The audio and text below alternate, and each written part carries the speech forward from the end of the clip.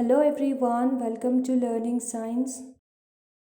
आज का हमारा टॉपिक है एक्सप्रेशन फॉर डिस्प्लेसमेंट करंट। तो हम जो है डिस्प्लेसमेंट करंट के लिए एक्सप्रेशन निकालेंगे, फॉर्मूला निकालेंगे। सबसे पहले हम कंसिडर करते हैं दो प्लेट्स ऑफ कैपेसिटर को। ठीक है, एक कैपेसिटर को कंसिडर करते हैं जिसमें दो मेटेलिक प्लेट्स होंगे और उसको हम वायर के साथ एक बैटरी से कनेक्ट करेंगे। ये है हमारा बैटरी। अब इस बैटरी में जब करंट फ्लो होगी तो उसकी वजह से करंट आएगा, जिस करंट को हम कंडक्शन करंट कहेंगे। पॉजिटिव से वो नेगेटिव की तरफ जाएगा। ठीक है, क्योंकि करंट जो है वो इलेक्ट्रॉन के ऑपोजिट डायरेक्शन में होता है। जिस डायरेक्शन में इलेक्ट्रॉन जाएगा, इलेक्ट्रॉन जो है वो पॉजिटिव के पास जाएगा, क्योंकि नेगेटिव और पॉजिटिव अट्रैक्ट होता है। तो करंट जो है इलेक्ट्रॉन के ऑपोजिट डायरेक्शन में होगी, यानी कि वो नेगेटिव की तरफ जाएगा, इसलिए एरो इस डायरेक्शन में है। ठीक है, अब इस करंट के पास होने की वजह से ये जो प्लेट है उस पे प्लस क्यू चार्ज जो है वो आएगा, वो इंक्रीज होगी, जिसकी वजह से जो सेकंड प्लेट है उस पे नेगेटिव क्यू चार्ज आएगा, हमें पता है। और इसको अगर हम शॉर्ट में कहें तो प्लेट्स के बीच में जो चार्जेस है वो इंक्रीज होगी। प्लस क्यू से माइनस क्यू की तरफ इलेक्ट्रिक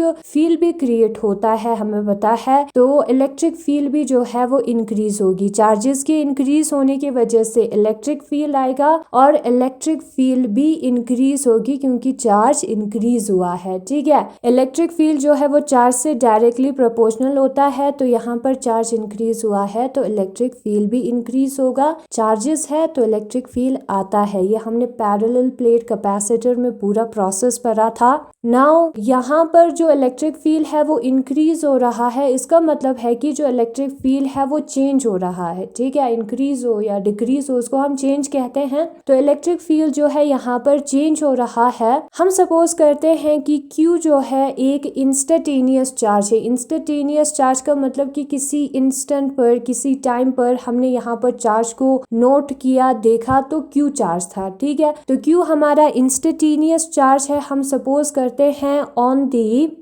पॉजिटिव प्लेट, जो हमारा पॉजिटिव प्लेट है उस पे है हमारा Q charge of the capacitor. Positive plate capacitor का है। ठीक है, तो Q जो है वो बराबर होगा कैपेसिटेंस इनटू पोटेंशियल के। ठीक है, कैपेसिटेंस इनटू पोटेंशियल के बराबर होगा, क्योंकि कैपेसिटेंस जो है वो कैपेसिटेंस जो है वो चार्ज अपॉन पोटेंशियल के बराबर होता है। ठीक है, और हमें ये भी पता है कि जो कैपेसिटेंस है दो प्लेट्स के बीच में वो epsilon not A upon D के बराबर होता है। ये सारी चीजें हमने कैपेसिटर वाले टॉपिक में किया था। तो यहाँ पर Q के जगह हमें CV पुट करना है। C का वैल्यू अभी यहाँ पर हमें मिला है, उसको पुट करेंगे। Q जो है CV के बराबर है तो ये C का वैल्यू इंटू V के बराबर आएगा। ऑल्सो जो इलेक्ट्रिक फील्ड है जिसको हम E के साथ डिनोट करते हैं वो पोटेंशियल अपॉन डिस्टेंस के बराबर होता है। ठीक है, और ये भी हमने इलेक्ट्रिक फील्ड और जो ग्रेडियंट ऑफ पोटेंशियल है उस टॉपिक में किया था। तो इलेक्ट्रिक फील्ड जो है वो पोटेंशियल अपॉन डिस्टेंस के बराबर होता है। इससे हमें ये पता चलता है कि जो पोटेंशियल है वो इलेक्ट्रिक फील्ड इंटू डिस्टेंस है।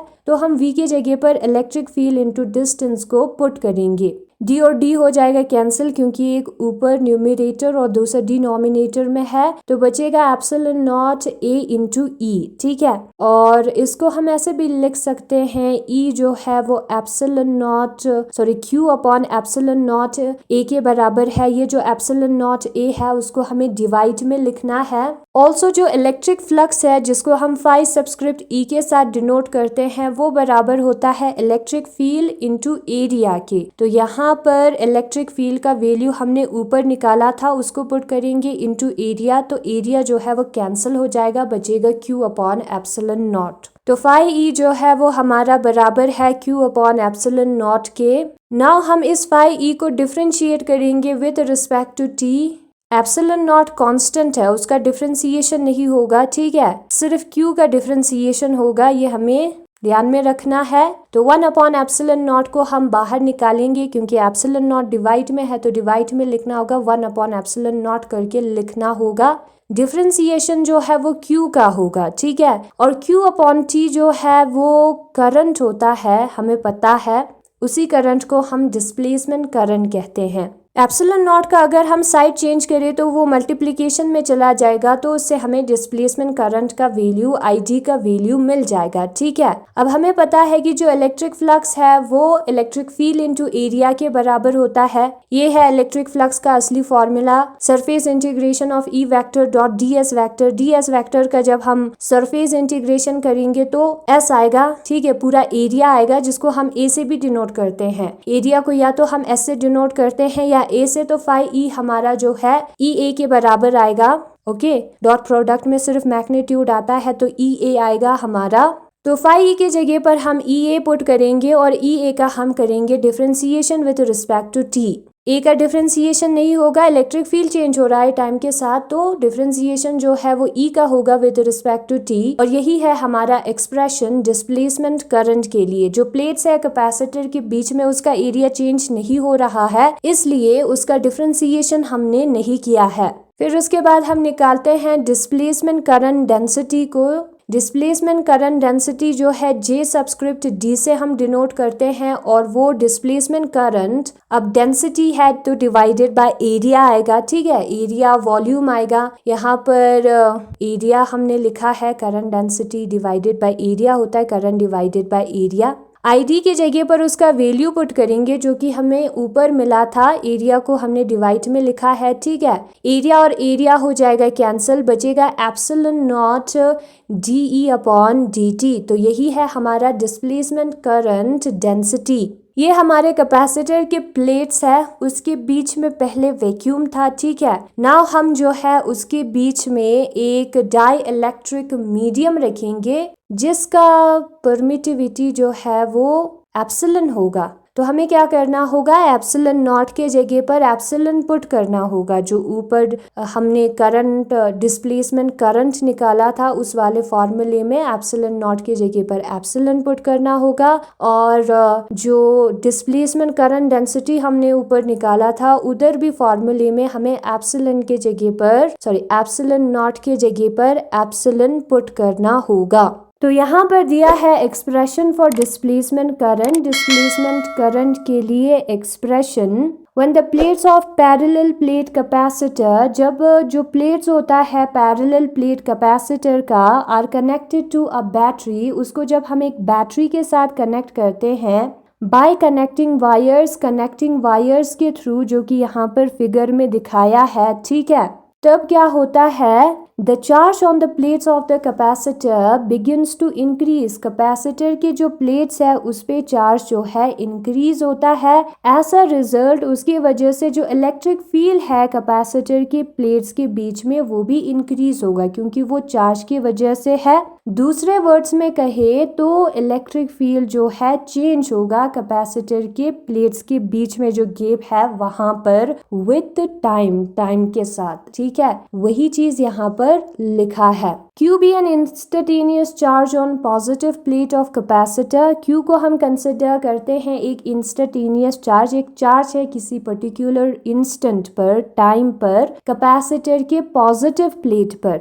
हमने पहले कैपेसिटर वाले टॉपिक में पढ़ा था कि जो चार्ज है वो डायरेक्टली प्रोपोर्शनल होता है पोटेंशियल से, एंड जब हम प्रोपोर्शनलिटी को हटाते हैं तब C का यूज करते हैं, जिसको हम कैपेसिटेंस कहते हैं कैपेसिटर का। उसी फॉर्मूले को हमने यहाँ पर यूज किया है। और आल्सो पैरेलल प्लेट कैपेसिटर के लिए C जो है A epsilon not upon D के बराबर होता है, तो उस फॉर्मूले को भी हमने यूज किया है, जहाँ पर A एरिया है प्लेट्स के बीच में, D डिस्टेंस है। ठीक है, एप्सिलॉन नॉट कांस्टेंट है। हम सपोज करते हैं कि जो V है वो पोटेंशियल डिफरेंस है कैपेसिटर के प्लेट्स के बीच में, तो इलेक्ट्रिक फील्ड कितना होगा कैपेसिटर के प्लेट्स के बीच में, उसके लिए भी एक फॉर्मूला है जो कि है E is equal to V upon D। तो V जो है ED के बराबर होगा। यहाँ पर है ना, इस टॉपिक में हमने किया था E जो है वो negative of del V upon del X के बराबर है। V पोटेंशियल है, dV लिखे, V लिखे, सेम है, ठीक है। x क्या है,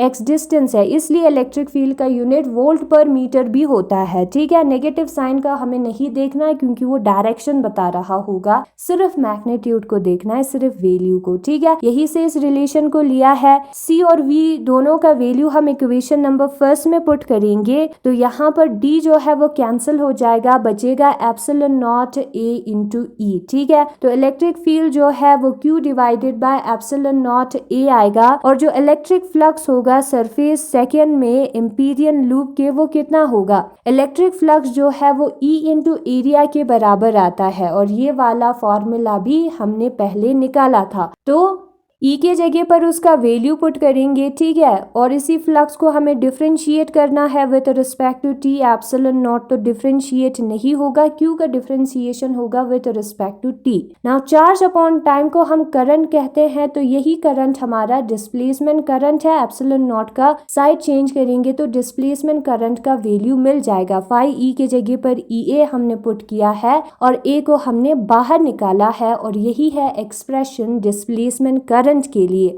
डिस्प्लेसमेंट करंट डेंसिटी जो है displacement current divided by area आएगा, एरिया वाला जो पोर्शन है वो कैंसिल हो जाएगा तो हमें इतना मिलेगा। नाउ अगर हमारे पास एक डाई इलेक्ट्रिक मीडियम है जिसका परमिटिविटी एप्सिलॉन है उस गैप के बीच में, तब जो है एप्सिलॉन नॉट के जगह पर हमें एप्सिलॉन पुट करना होगा ID और JD वाले इक्वेशन में। मैक्सवेल एम्पायर सर्किटल लॉ में ID जो पोर्शन है उसके जगह पर ये जो वैल्यू हमें मिला है इक्वेशन नंबर 6 में ID का, उसको हमें पुट करना होगा, या ये जो वैल्यू हमें मिला है यहाँ पर उसको हमें पुट करना होगा, सेम है, ठीक है। तो हमें जो है एम्पायर सर्किटल लॉ कुछ ऐसे मिलेगा। ये इक्वेशन नंबर 6 हमारे डिस्प्लेसमेंट करंट का वैल्यू है और यही है एक्सप्रेशन फॉर डिस्प्लेसमेंट करंट।